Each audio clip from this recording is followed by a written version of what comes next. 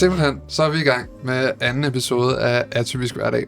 Det er sådan så, at vi lige har optaget introen en gang, og så var det sådan, at min telefon lige besluttede sig for, at den skulle bimle. Den skulle lige være lidt vigtigere. Den skulle lige være lidt vigtigere. Det er fordi, jeg skal øve med en sangerinde i morgen, og sidst der aflyste hun, så jeg ville bare lige være sikker på, at hun ikke aflyste den her gang også.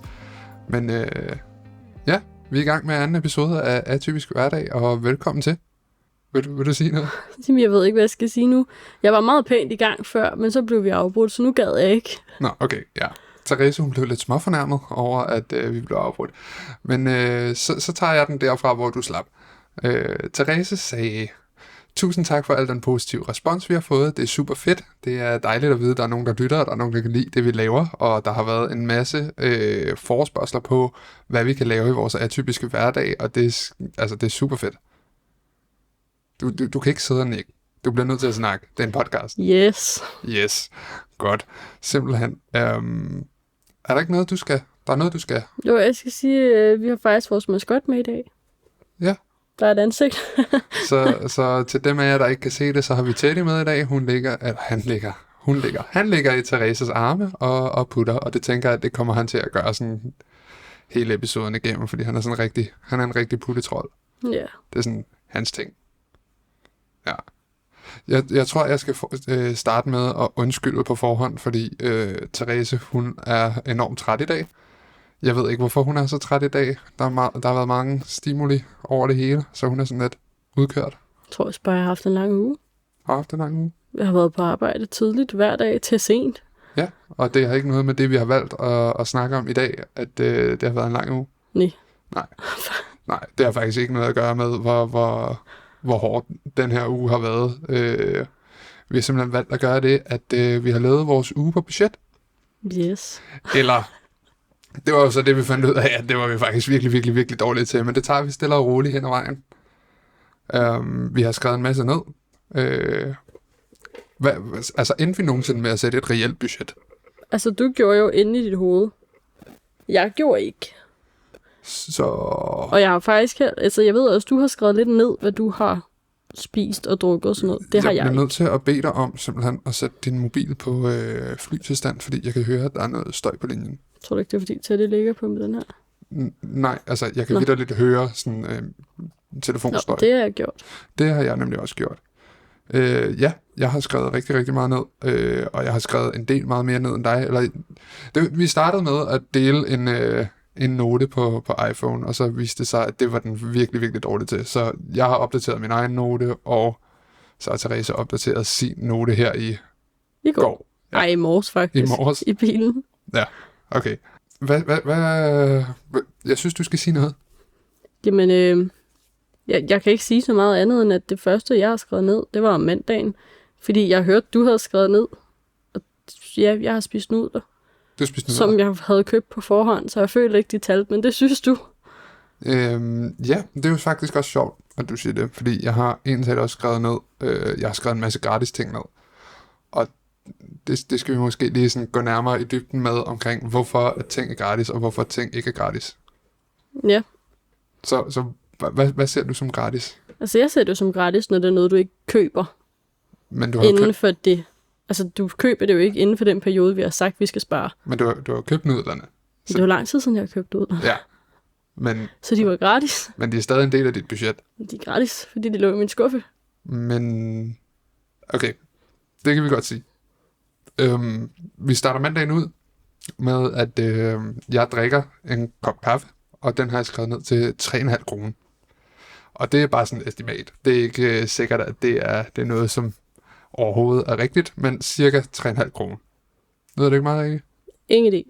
Altså, jeg synes jo, du skulle have taget prisen for, hvad vi giver for de der kapsler der, og divideret med den antal kapsler, der var. Ja. Jeg giver 20 kroner for 10 kapsler, så det er 2 kroner. Og så er der vand. Som vi ikke betaler for. Nej, det kan godt være. Vi betaler for det, men det indgår i vores husleje. Så vi har ubegrænsede mængder varmt vand. Ja. Og ubegrænsede mængder, hvad hedder det? Elektricitet. Ja. Ja. Du skal sige noget mere. Men jeg ved jo ikke, altså, hvad vil du have mere? Skal jeg ramse op, og vi også har en vaskerum? Nej, men jeg vil gerne have, at du siger sådan lidt, hvad har du lavet på din mandag? Jamen, vi gik faktisk ud for at handle, fordi vi havde besluttet os for noget mad. Men så gad jeg ikke at lave det mad, så vi gik hjem, og så brugte vi rigtig mange penge på en pizza i stedet for.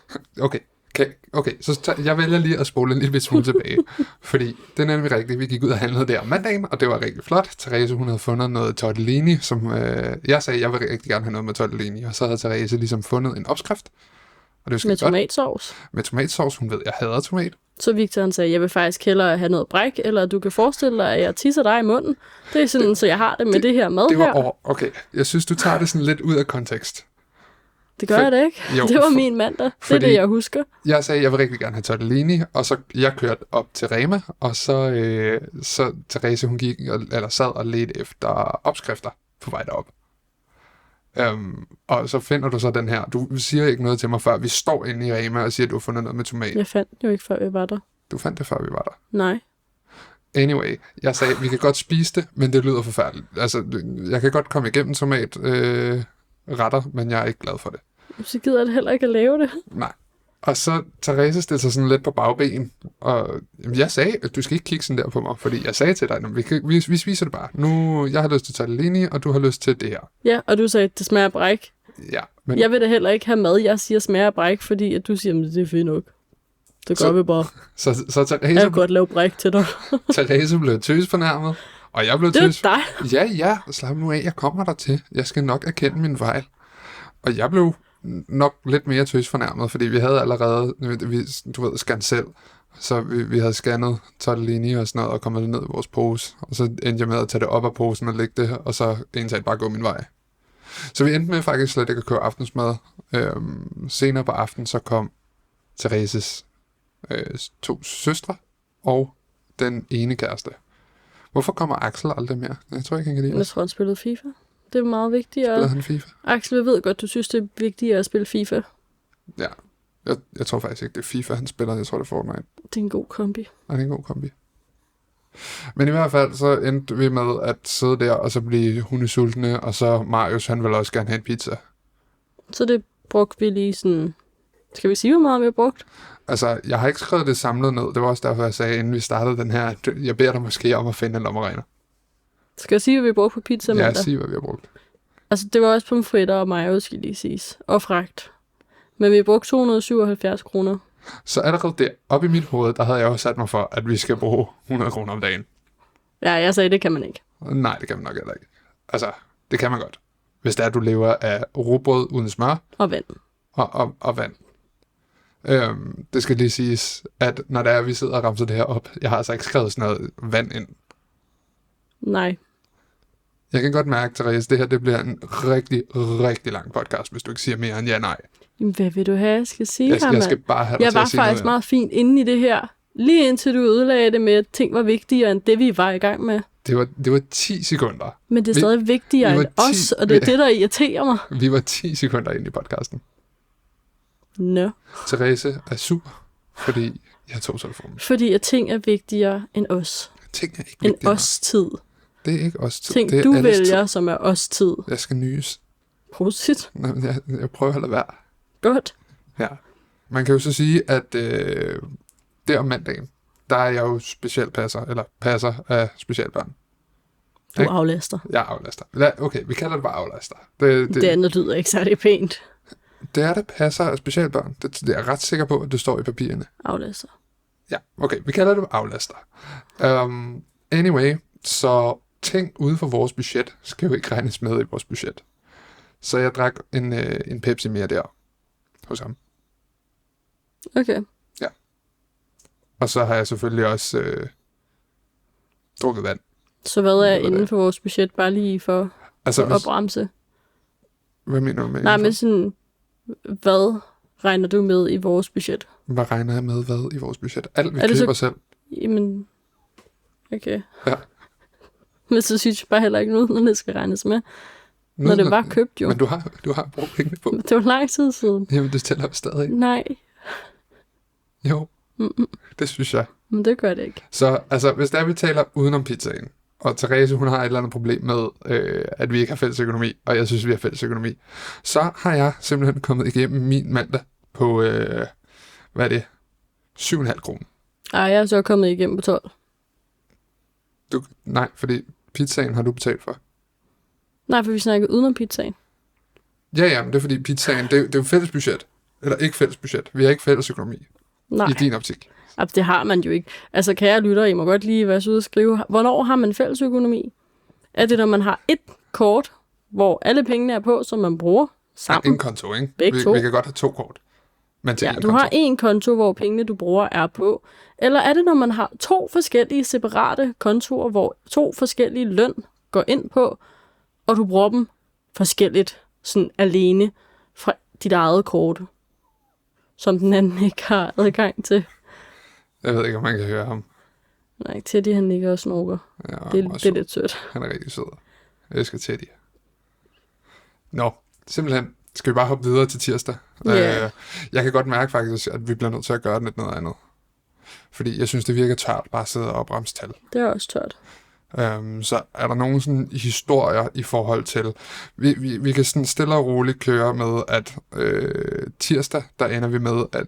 Skal jeg ikke bare sige budgettet, eller de penge, vi har brugt i løbet af ugen, og så kan vi snakke om noget andet? Jo. Jo, okay. Så tirsdag, der har vi brugt, hvad har vi brugt der? Vi har brugt 4, vi har brugt 30, vi har brugt... Jeg har brugt tirsdag, der har jeg brugt 60 kroner. Og der snakker vi mad, drikke og deslige. Ja, jeg har brugt 77 kroner. Du har brugt 77 kroner. Jamen, det var jo fordi, at jeg er også aflæster for et tvillingepar. Men lige tirsdag havde jeg kun det ene barn. Og så var vi i byen. Og så havde vi lyst til is. Så jeg gav en kugle is. Du gav en kugle is, hvorhen? Peter Beyer. Selvfølgelig. Altid Yes. Peter Beyer. Så det nød vi lige sammen. Ja, jamen, det synes jeg er fair. Der skal altid være plads til is. Ja. Hvilken is? Han fik en citron sorbet, må det jo næsten være. Synes han havde lyst til. Og jeg fik en... hvad fik jeg? En nougat marcipan, tror jeg. Nougat marcipan. Det er også en af dine yndlings. Ja. Ja. De er også gode. Bestemt. Skud ud til Peter Beyer. Hvis I har lyst til at sponsore mig. Jeg springer bare videre til onsdag, fordi der har jeg faktisk skrevet, at vi har fået gratis is, og vi har fået gratis lasagnette. Hvorfor har vi fået gratis is? Du spiste ikke is, jeg spiste is. Nå, så ting vi har købt og lavet før, Ja, det er jo så ikke gratis. men det jeg har skrevet. Jamen, det er jo forkert efter Jamen, dine det er egne ikke- regler. Nej, det er ikke forkert. Du har jo selv lige Men det er sagt... fordi, det er meget gammelt. Jamen, du har Men selv det er sagt... sådan en måned gammel. Isen er ikke en måned gammel. Isen er den en måned gammel. Nej, den er sådan en uge gammel. Okay, men det er også for før, vi har aftalt, at der var et budget. Men Ja, så er mine nudler også gratis. nej, Hvad er det, du ikke forstår? nudler er noget andet. Dem har jeg også købt inden med budget. Ja, men nudler er noget andet. Nudler tæller ikke. Is er noget andet. Is er gratis, hvis det er, man har haft det længe. Uge. Ja, En uge. det er også længe. Nudler. Over en uge. Har du nogensinde... Nudlerne er gratis. Nej, Jo. nej, isen er gratis. Nudlerne er ikke gratis. Ja. Så, sådan er det. Så har jeg faktisk også skrevet, at jeg var på Mac'en med det barn, jeg aflaster. Det var hans idé. Det var ikke min idé. Var du på Mac'en der også? Ja, jeg var også på Mac'en. Men igen, fordi det var ikke mig, der betalte. Hvad spiste du? Jeg spiste 2 Tasty Cheese, hvor en af dem faktisk var gratis, fordi jeg fik lige sådan en god kupon. Og en cheeseburger. Nå. Så 3 burger. Nå. Men det var gratis. Så teknisk set igen er jeg kommet igennem den dag, der jeg kan se, at jeg har drukket 3 Pepsi'er den dag. Det var faktisk ret meget. Det var det faktisk. Det var godt Det er stadig tirsdag. Nej, det er onsdag. Nå, det er onsdag. Ja, jeg er på onsdag nu. Okay. Ja. Jeg synger hjælp. Jeg har brug for hjælp. Jeg drukner. Jeg drukner. Jeg dør i dag. Ifølge mine beregninger med indberegnet gratis Mac'en, gratis is fra fryseren og gratis lasagnette fra fryseren, så er jeg kommet igennem den dag på 12 kroner. Det er jo så også en stor... Nej. Men det er okay. Vi kan godt lade som om, at du lige pludselig har lavet dine egne regler, og din dag er gratis, men det var min ikke. Præcis. Ja. Ja. Mm. Men så hop du videre til torsdag. Så hopper vi videre til torsdag. Det eneste, jeg har i min dag om torsdagen, det er aftensmad. Så det tænker jeg ikke, at jeg starter med at sige. Ja, jeg kan ikke. Nej, den gemmer vi lige. Jeg har morgenmad, har jeg skrevet på. Det er det brød, vi købte tidligere på ugen. Det var det, jeg spiste til morgenmad. Nej, jeg spiser forresten ikke morgenmad. Nej, jeg var også bare gevaldigt sulten den dag. Ja. Så jeg spiste den i morgenmad. Jamen, jeg står for tidligt op til, jeg gider. Så brød for tidligere på dagen, eller på ugen. Og så var det jo gratis, fordi det havde vi købt. Vi havde jo købt det. I Nå, den her havde uge. vi det? Ja, den her uge. Jeg har Nå. regnet det om mandagen, tirsdagen. Hvornår købte vi det? Jeg har regnet det om tirsdagen. Nå. Ja. Så det havde du Ja, men det koster jo ikke ekstra. Det ved jeg ikke. Hvis du nu dividerer det ud i brødskiver, så gjorde det. Ja, men det regner jeg ikke. Og så, hvad endte vi med? Altså, vi var på torsdag. Vi har været på torsdag. Ja, jeg var jo i Spa torsdag. Nå ja, Så for det ikke er helt løgn, så brugte jeg faktisk også nogle penge på nogle drinks. Det glemte du også at sige.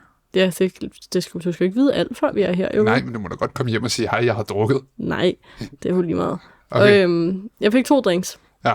Og det blev, det ved jeg ikke, 100 et eller andet. Jeg ved faktisk ikke engang, om jeg har givet Melissa pengene endnu. Det tror jeg faktisk ikke. Hun lagde nemlig ud. Så er det gratis. Indtil videre er det gratis, tror jeg. Måske. Lad os håbe, at hun ikke ser med, fordi så ved hun, at hun skylder en penge. Nej, det ved hun godt.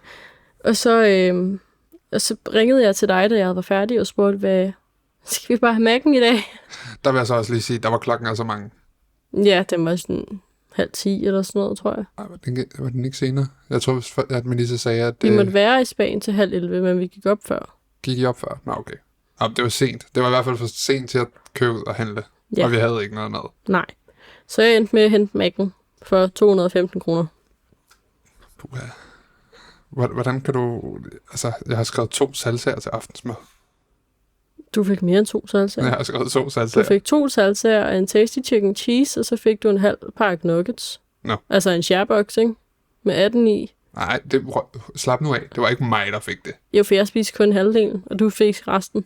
Ja, men det var jo så ikke til mig. Du får mig bare til at Men lyde du tykkere, end jeg har. spiste resten. Ja, men du får mig til at lyde Og det var faktisk regnet med ind i min plan, og det var derfor, du kun havde fået 3 små bøger. Ellers havde du fået en stor. Men du får mig stadig til at lyde tykkere, end jeg er. Altså, det kan de jo så selv bedømme, ikke? Okay, hvad drak du? Jeg drak en cola, Og og nogle tårer og en bananmilkshake.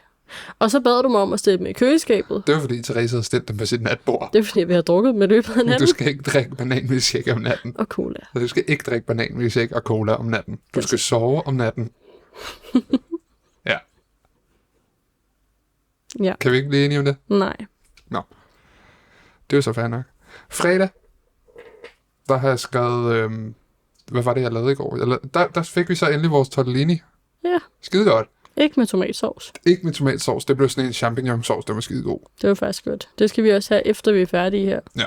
Vi Bare optager, lige for at totalt springe over alting. vi optager podcasten lørdag. Ja. Det er der, vi optager den, og så kommer den ud om søndagen. Ja. Så er det sådan en tømmermænds ting. Så kan man vågne lørdag eller søndag, og så høre vores Og så kan man podcast. lige falde i søvn igen. Ja. Og så kan man tænde for den igen, fordi man har glemt, og så får vi 2 afspilninger på den måde. Ja. Ja. Ja. Ja. Ja. Spiste Så- du andet lørdag? Nej, jeg spiste ikke. Nej, fredag. Det er lørdag i dag. Spiste du andet fredag? Nej, jeg spiste ikke andet fredag. Jeg spiste faktisk kun aftensmad. Du har også drukket energidriks. Kom jeg til at tænke på, fordi jeg kom til at tænke på, at jeg drak en booster i går. Men energidrikken købte jeg i går. Ergo så er den med i vores budget. Ja, men du spurgte, om jeg havde spist andet. Du spurgte ikke, om jeg havde drukket andet. Oh my god. Tal ordkløver med. Anyway, vi har brugt 111 kroner i Rema I dag? i går. Jo.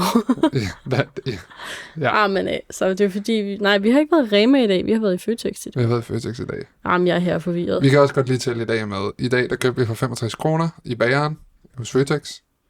Vi købte 5 pølsehorn, 5 små pølsehorn, 1 stort pølsehorn og 3 romkugler. Og det var ikke, fordi vi skulle have det hele. Det var, fordi vi skulle hjem til Thereses far og hygge lidt. Ja, det er at sige hej. Lige at sige hej. Ja, vi var, Ja. vi var lige en tur i København, hvor jeg lige købte nogle ting. Ja, og så kørte man lige forbi. Ja. Så. Og han havde fri. Ja. For en gang skyld. Han er ikke altid fri i weekenden. Det tror jeg ikke. Jeg synes altid, når jeg skriver til ham, så arbejder han. Det er selvfølgelig ikke nok. Jeg tror i hvert fald, at... nu gider jeg faktisk ikke at snakke mere om det. Jeg synes, Nej, det er faktisk rigtig kedeligt jeg synes at høre faktisk, på. det er rigtig kedeligt at høre på. Så undskyld, hvis I nåede så langt. Ja. Undskyld. Så fremadrettet, så begynder... Så tager vi ikke budgetter. Så tager vi ikke budgetter. Nej. Tal er kedelige. Ja, så er det noget, der er kommet for at blive? Nej. Sikkert ikke. Vi prøver, altså, vi holder os til det budget, der hedder, vi bruger ikke flere penge, end vi har, og så må det være det, ikke? Jo, det er også kedeligt at gå og tælle op og sige, må jeg bruge? Nu har vi så ikke sat et tal på, men du inde i hovedet har sagt 100 kroner. Nej, ja, når jeg siger på et budget, så sætter du der jo også et tal i hovedet. Overhovedet ikke. Jeg tænker bare, at jeg finder billige ting. Men du fandt ikke billige ting. Jeg spiste hjemme. Du startede mandag med at købe pizza for 300 kroner. Jeg startede med at spise nudler, og jeg vil have spist mad, men du var sur. Du var også sur. Jeg blev sur, fordi du var en sur abe, der ikke bare kunne acceptere, at jeg ikke gad at lave mad, du sagde smagte af bræk. Jeg kunne godt acceptere, at jeg sagde til dig, det er fint. Jeg kunne ikke acceptere. Jeg vil ikke lave bræk til dig, og du så har det nederen og er sulten, og så bliver du dårlig, fordi du er sulten. Nej, og det er selvfølgelig også. Det er jeg taknemmelig for. Men når jeg siger, at ting er okay, så er det altså okay. Nej. Jo. Ellers vil jeg ikke sige det. Når det er mig, der skal lave mad, så laver jeg ikke dårlig mad til dig, når jeg ved, du ikke kan lide det. Hvad er din livret? Det er jo en helt anden sag. Hvad er din livret? Kødsovs. Kan jeg lide kødsovs? Nogle gange. For at være fair, så altså, nogle gange. Det kan du godt nogle gange. Nogle gange tager du mere end en portion. Det betyder, det er en god. Jeg vil sige, det er ikke fordi, jeg ikke kan lide kødsovs. Det er fordi, jeg synes, det er en kedelig ret. Det er en god ret. Du kan gøre ved den, hvad du vil. Laver du det samme hver gang? Nej. Nej, så kommer der enten cocktailpølser i, fordi du har husket det, eller ikke cocktailpølser i, fordi du har glemt det. Der er også majs i. Og nu har jeg faktisk også fundet ud af, efter jeg har passet de tvillinger der, at det også er rigtig godt med gulerødder. Så det skal vi også prøve. Gulerødder? Nej, jeg hader gulerødder. Men de bliver ikke bløde. De er gode. Jamen, skal der gulerødder i bolognese? Eller kødsovs? Ja. Ja, jeg tror faktisk, jeg så en TikTok på et tidspunkt med en rigtig italiener, der lavede bolognese, hvor at det vitterligt er 80% grøntsager. Ja. Ja. Der har jeg også set hvor med, er det Umut eller Gordon Ramsay, det ved jeg ikke, men en af de to.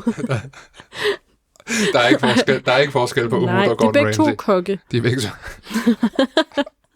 Det er en kendt kok, og jeg kan ikke huske, hvad for en kendt kok. Jeg kan bare huske, jeg tror at det var... ikke, vi kan sammenligne Umut. Hold nu op og lad mig snakke færdig. Du siger altid, du siger ikke nok, og så når jeg siger noget, så afbryder du mig. Det er fordi, det så luk munden og tige stille. Jeg lukker munden og tige stille. Men de kom i hvert fald både gulerødder og peberfrugter og alt muligt i sådan grøntsager. Ja. Ja. Ja. Nu må du godt åbne munden igen. Det kan godt være, at den TikTok, jeg har set, det er Umut. Eller Gordon Ramsay. Eller Gordon Ramsay. Jeg tror, nej, jeg er ret sikker på, at det var en italiener, fordi jeg synes, der skulle oversætte. Umut er ikke italiener. Nej, jeg synes op i mit hoved, at det var en italiener, jeg så. Fordi jeg synes, at der var oversættelser på. Det kan godt være. Hvad ved jeg? Ja, det ved jeg ikke. Therese har simpelthen lært at gabe med lukket mund. Hun har gjort det 6 gange indtil videre. Men jeg er træt i dag. Therese er meget træt, og det er mig, der sidder med en energidrik. Ja, for vi havde ikke flere. Vi har faktisk været på jagt efter en, jeg havde set, jeg gerne vil have, men den er bare ingen steder. Og så siger jeg, altså, du ved det jo, du lyder som en, der ikke ved det. Nå, ja, undskyld. Jeg lyder bare interesseret i dig. Ja. Nej, men ja, så kunne man måske få den i brusen, men jeg gad ikke at køre i brusen for måske at finde den. Nej. Og jeg siger ikke lige, hvad det er, for det kan være, at den lige pludselig dukker op, og så er det faktisk sejt, fordi den så ikke er til at få fat i. Vi kan da godt sige, hvad det er for en. Nej, jeg har lige sagt, at jeg ikke gør det, så skal du ikke gøre det. Skal jeg sige, hvad det er for en? Du er sådan en flab. Nej. Jo. Nej. Du bliver sådan en forfærdelig far. Mor, hun har sagt noget, men så sagde jeg ja, fordi jeg skal være den gode far. Selvfølgelig skal jeg være den gode far. Jeg skal være den sjove, gode far, der altid giver lov til at spise slik. Og... Men det er jo ikke godt. Nej, det er ikke nok. Mine børn skal have grøntsager. Og broccoli. Sådan en snæk gulerod. Ja, det er til gengæld godt. Sådan lige have dem i køleskabet i vand. Og så når man tager dem ud, så er det iskolde og helt sprøde. Lige så det gør ondt i tænderne, ja. Lige så det gør ondt i tænderne. Nej, det gør kun ondt i tænderne på dig. Det gør ikke ondt i tænderne på mig. Jeg vil sige, jeg er røvdårlig tænder. Ja. Ja, alt koldt og sødt, det gør ondt. Din tænder er faktisk okay. Det er din emalje, der er dårlig. Ja. Det er en lidelse. Støt Therese. Vi åbner en mobile pay ting. Hvad hedder de? Kan man stadig det? Det ved jeg ikke. De der mobile pay bokse, hvor man kan sende penge. Det ved jeg ikke. Nå, ja. Anyway, jeg tror egentlig, at vi har været alt igennem, der står på i mit tekstdokument. Ja, så nu er vi vel nået til, hvad vi har valgt til næste uge. Ja. Eller det er ikke, hvad vi har valgt. Er det, hvad jeg har valgt? Nej, vi har jo faktisk valgt at tage en lyttersvalg med. Nå, på den måde. Ja. Simpelthen. Okay. Jamen, jeg synes, jeg har snakket røven ud af bukserne den her episode. Hvad synes du det? Ja, det synes jeg. Og jeg ved godt, jeg taler meget normalt, når jeg føler mig komfortabel, og det gør jeg jo selvfølgelig i dit selskab. Så, Det må man da håbe efter så lang tid. Ja. Nå, men det kortene på bordet. Jeg føler mig komfortabel i dit selskab. Så er det ligesom ud af verden. Så jeg synes faktisk, du skal sige noget. Ja, men altså vi fik jo som sagt rigtig mange gode forslag. Rigtig mange. Ja. Jeg tror, vi har forskellige versioner af, hvad rigtig mange er, men ja. I forhold til det første episode. Og Ja, men vi har altså, 10 jo, følgere. okay, det er fint. Det siger vi. Så vi har faktisk valgt noget fra min søster, Simone. Fordi vi ikke så synes, det er vigtigt at nævne navne. Selvfølgelig er det, når vi bliver rigtig store, Victor, ikke? du skulle ikke afbryde. Du skulle lytte. Du tig stille. Og hun kom med flere forslag, men vi har så valgt det, der lige hedder, at i løbet af næste uge her, skal vi træne 5 gange, inden vi optager næste podcast. Ja, og det vil så sige, at det vi gør, det er, at vi starter vores mandag med vores nye atypiske hverdag, og eftersom det hedder hverdag og ikke atypiske weekend, så tager vi den fra mandag til fredag. Nu tog vi lige lørdag med i dag også, fordi vi kunne, og det var hurtigt at snakke om. Hurtigt ind, hurtigt ud. Er det ikke sådan, man siger det? Det er sådan, du siger det. Stik ind, stik ud, stik af. Det er sådan, du siger det. Det er sådan, jeg siger det. Nu tabte jeg totalt tråden. Min ADHD holder ikke til det. Nej. Nej. Jeg synes godt, man kunne tage weekenden med. Bare fordi jeg skal træne i morgen alligevel. Ja, det er ikke fordi, jeg ikke vil tage weekenden med, men det gør det lidt svært, når den skal op søndag morgen. Jo, men man kunne jo godt tage fra den her lørdag til lørdag. Nej, altså fra mandag til lørdag. Okay. Nej, Men ellers så har vi jo ikke en uge. Du kan jo ikke sige fra den her lørdag til næste lørdag, fordi så skal vi starte... Altså fra i morgen, søndag. Ja, men så bliver du hele tiden ved med at springe en dag over. Det er sådan, matematik fungerer. Hvad snakker du om? Hvis vi hver gang starter søndag, 6 dage. Så starter vi søndag og har søndagen med, og til og med lørdag. Det kan godt være, du har ret. Selvfølgelig har jeg ret. Du har ikke altid ret. Jeg er pædagog. Vi har altid ret. Det er en helt anden diskussion. Ja, så tak Simone for et godt valg. Så må vi se, om det går godt. Hvis jeg har lyst, må I meget gerne hoppe med. Ja, det var fedt. Også kommentere og sådan noget, hvordan jeres oplevelser er. Ja. Gerne løbende igennem ugen. Så lægger vi lige sådan en ud i løbet af i morgen, med om I har lyst til at være med. Som I, ved du hvad? Så kan du ikke se, sige det til kameraet? Hej, hvis I har lyst til at være med på den her challenge, så... Skal jeg ikke gøre det bagefter? Nej, jeg synes, vi skal gøre det nu. Det er sådan en smule mærkeligt at komme med i podcasten, ikke? Nej, det er fint nok. Det er mærkeligt. Nej, kom nu. Nej, tak. Okay, så filmer vi det bagefter. Jeg synes bare, det ville god mening lige at sige, hej, kunne du tænke dig at være med?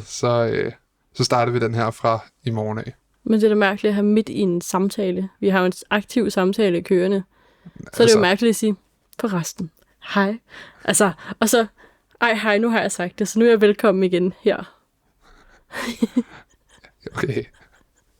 Du snakker sjovt. Nu skal jeg det? Ja, det synes jeg. No. Jeg synes, du er sød. Jamen, det var da heldigt, og jeg synes, du er pæn i det her lys. Jamen, det var også heldigt. Altså, lad det bare stå for evigt, så. Jeg synes også, du er pæn generelt. Nå, jeg forresten, apropos alt det der med, at nu er jeg kun pæn i det her lys, faktisk.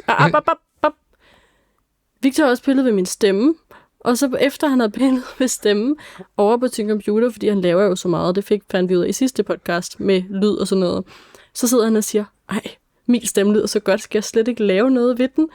Så det var en meget fin hentydning til, at min stemme var lort på en podcast, fordi der skulle du rette alt muligt. Din stemme er overhovedet ikke lort på en podcast. Du skulle rette alt muligt? Jeg blev bare imponeret over, at du ikke skulle rette noget. At min stemme, den var så dyb og mandig. Det var bare det. Det er egentlig sjovt, du siger det. For første gang, jeg mødte dig, synes jeg virkelig ikke, du havde en dyb stemme. Jeg har heller ikke en dyb stemme. Nej. Men jeg har sådan en rigtig smørstemme. Jeg spiser til det. Jeg kan sige så meget, at vi bliver simpelthen nødt til at lave et lille cut. Og det er simpelthen fordi, at mit kamera det løber tør for, at jeg kan kun optage i 30 minutter gangen. Så hurtigt cut, og så er vi tilbage. Det var vitterligt på sekundet. Altså vitterligt på sekundet. Jeg er i tvivl om den sidste del af min sætning var med. Du skal stoppe den der. Hvorfor skal jeg stoppe den der? Det er da mærkeligt, hvis man kun kan se mig. Nå, så kan jeg lige... Jeg cutter jo i det. Jeg kan lige gøre sådan her, så... Hvad var det, jeg skulle sige? Nej, jeg skulle sige... No.